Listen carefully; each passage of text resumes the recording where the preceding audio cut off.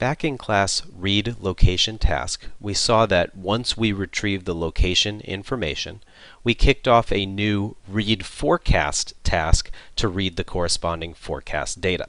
And part of what we did when initializing the new read forecast task was pass in a forecast listener that could respond once the weather data had been retrieved. So for that purpose, we defined this nested forecast listener interface.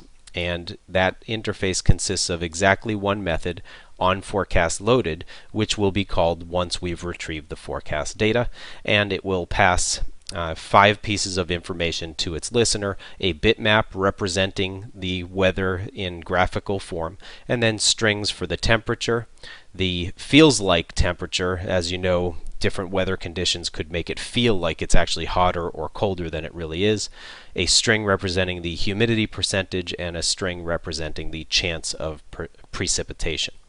The constructor for the class receives 3 pieces of data: the string for the zip code, the forecast listener, and the context in which the read forecast task will execute.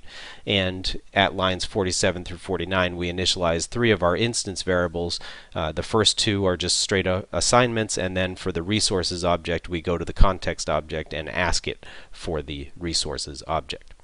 We also have a set sample size method which receives an integer, and this is going to set our instance variable bitmap sample size to whatever sample size we receive as an argument. And again, the bitmap sample size can be used when loading images to downsample the images to save memory.